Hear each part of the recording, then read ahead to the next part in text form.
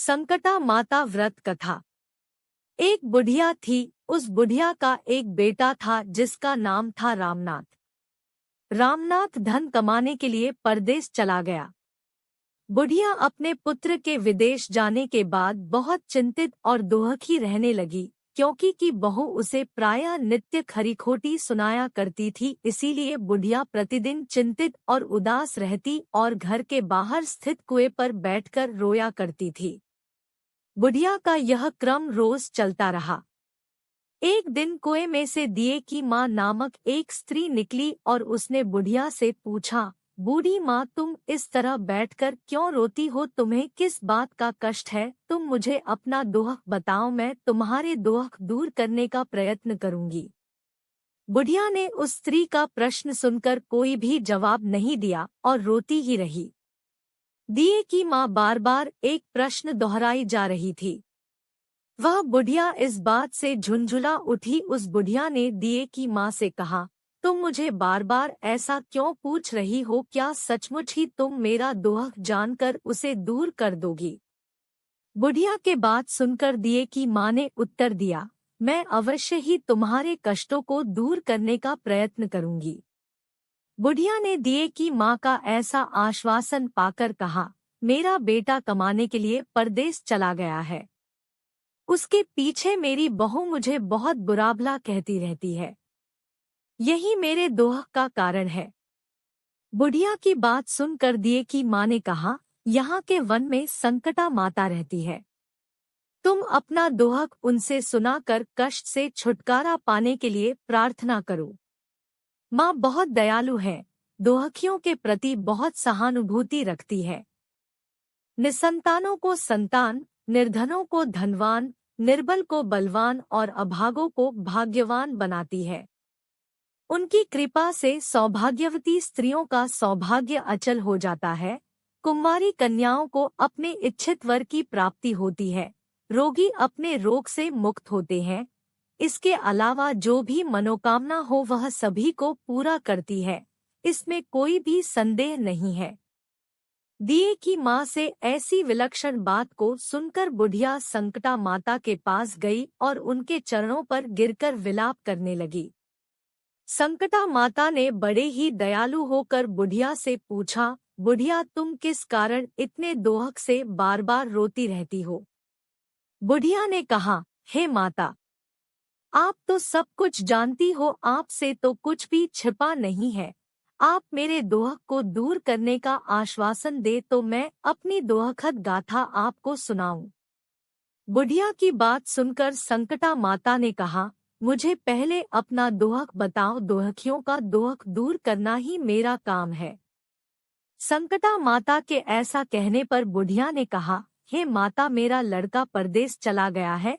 उसके घर में ना रहने से मेरी बहू मुझे बहुत तरह तरह की सुनाया करती है। उसकी बातें मुझसे सहन नहीं होती। इसी कारण परेशान होकर मैं बार बार रोया करती हूँ। बुढ़िया की इस दर्द भरी कथा को सुनकर संकटा माता ने कहा, तुम घर जाकर मेरे लिए मन्नत मनौती मांग कर मेरी पूजा करो, इससे तुम्हारा लड़का सकुशल घर वापस आ जाएगा। मेरी पूजा के दिन सुहागन स्त्रियों को आमंत्रित कर उन्हें भोजन कराना। ऐसा करने से तुम्हारा लड़का अवश्य ही तुम्हारे पास आ जाएगा। संकटा माता के कहे अनुसार उस बुढ़िया ने मनौती मांग कर पूजा की और सुहागिन स्त्रियों को भोजन के लिए आमंत्रित किया। परंतु विचित्र बात यह हुई, जब बुढ़िया ने स्त्रियों के लिए लड्डू बनाने शुरू किए तो उससे 7 की जगह 8 लड्डू बन गए।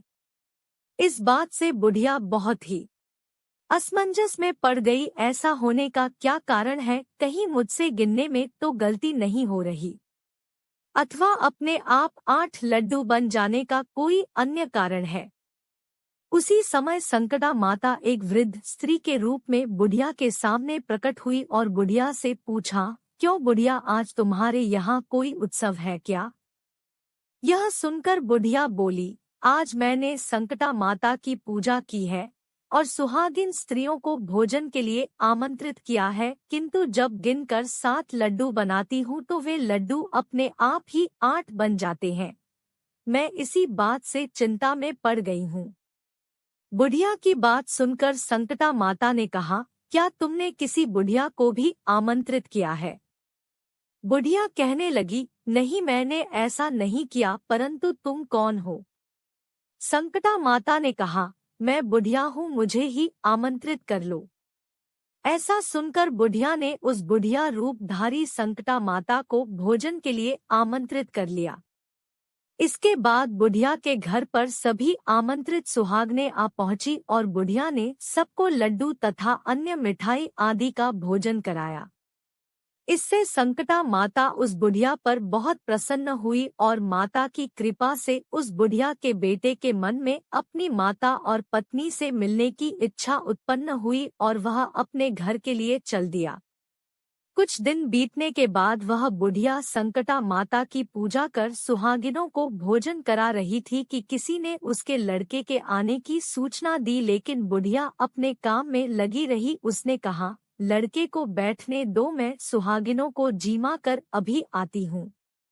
लड़के की बहू ने पति के आने का समाचार सुना। उसी क्षण पति के स्वागत के लिए तुरंत घर की ओर चल दी।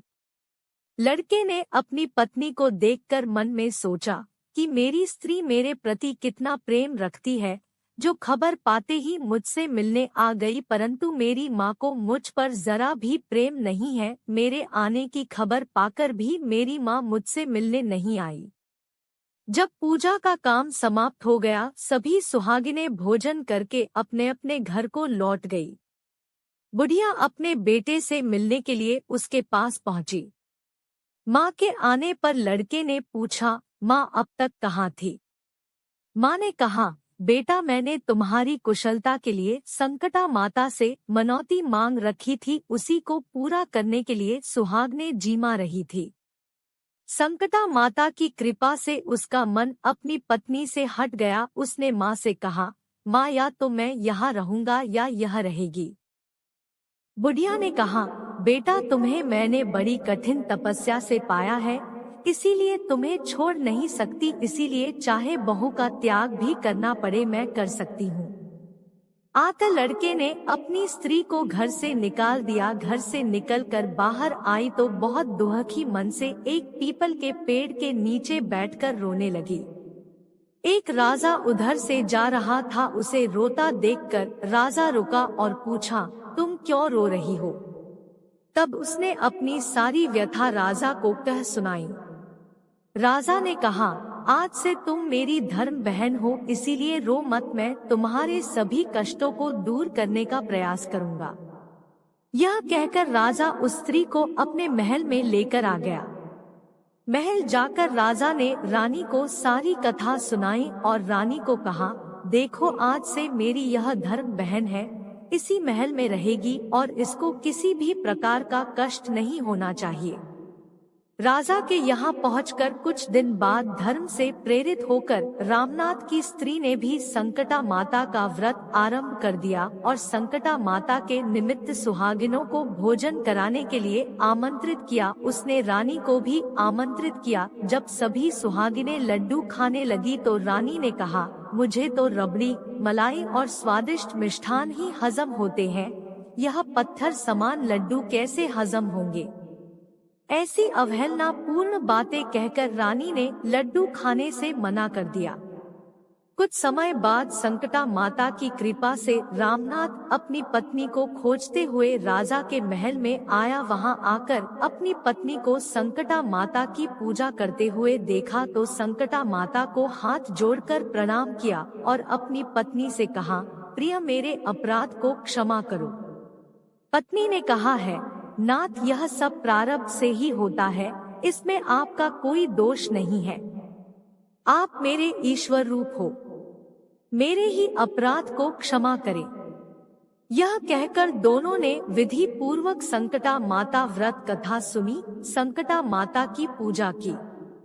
पूजा को समाप्त कर सुहागिनों को जिमा कर दोनों पति पत्नी अपने घर की ओर प्रस्थान के लिए तैयार हुए। जाते समय रामनाथ की स्त्री ने राजा रानी से कहा, जब मुझ पर दोहक पड़ा था तो आप लोगों ने धर्म बहन बनाकर मुझे आश्रय दिया था। यदि आपको किसी भी तरह की सहायता की आवश्यकता हो तो मेरी कुटिया में निसंकोच चले आना। ऐसा कहकर दोनों पति पत्नी अपने घर चले आए। संकटा माता के प्रसाद का निरादर करने के कारण रानी पर भारी संकट आ पड़ा। रामनाथ की बहू के जाते ही उनका राजपाट नष्ट हो गया। ऐसी विपत्ति में पड़कर रानी ने राजा से कहा, ना मालूम वह तुम्हारी धर्म बहन कैसी थी, उसके यहाँ से जाते ही सब कुछ नष्ट हो गया। रानी ने राजा से कहा, जाते समय वह कह गई थी कि जब मेरे पर कष्ट पड़ा था तब मैं तुम्हारे यहाँ आई और कदाचित तुम्हारे ऊपर कोई भी कष्ट पड़े तो तुम मेरे घर चले आना, इसीलिए हम लोगों को उसके यहाँ ही चलना चाहिए। ऐसा विचार कर राजा रानी दोनों ही अपनी धर्म बहन के घर गए। वहाँ जाकर रानी ने कहा, बहन तुम्हारे जाते ही ऐसा क्या हो गया कि हमारी सारी संपत्ति नष्ट हो गई, हम लोग बहुत परेशानी में पड़े हुए हैं। रानी की बात सुनकर रामनाथ की स्त्री ने कहा, बहन मैं तो कुछ नहीं जानती, मेरी तो सब करता धरता संकटा माता है, इसके अतिरिक्त कोई दूसरा नहीं। इसीलिए मेरी राय में तुम संकटा माता से अपनी भूलों के लिए क्षमा याचना करो, उन्हीं की मान मनौती से तुम्हारा काम बन जाएगा। तुम्हारे सारे बिगड़े काम अपने आप सुधर जाएंगे। रामनाथ की स्त्री की बातें सुनकर रानी ने श्रद्धा भक्ति से संकटा माता का व्रत किया और सुहागिनों को जीमा कर अनजाने में हुई अपनी सब भूलों के लिए संकटा माता से बार बार क्षमा मांगी। रानी के ऐसा करते ही संकटा माता प्रसन्न हो गई और रात में रानी को स्वप्न में कहा कि तुम दोनों पति पत्नी अपने महल को चले जाओ, वहां जाकर मेरी पूजा करना और मेरे निमित्त सुहागिनों को जिमाना। ऐसा करने से तुम्हारा गया हुआ राजपाट तुम्हें दोबारा वापस मिल जाएगा। सुबह होते ही रानी ने अपने स्वप्न की बात राजा को बताई। रानी की बात सुनते ही राजा उसी क्षण रानी को साथ लेकर अपने महल की ओर चल दिया। महल में आने के बाद राजा रानी ने संकटा माता के कहे अनुसार पूर्ण भक्ति भाव से माता संकटा की पूजा की और सुहागिनों को भोजन कराया। ऐसा करने से उनका बिगड़ा हुआ सारा समय सुधर गया और सारा राजपाट उन्हें वापस मिल गया और वह पहले की तरह राज्य को भोगने लगे। बोलो संकटा मैया की जय। इस प्रकार संकटा रानी व्रत कथा, संकटा माता व्रत कथा समाप्त हुई।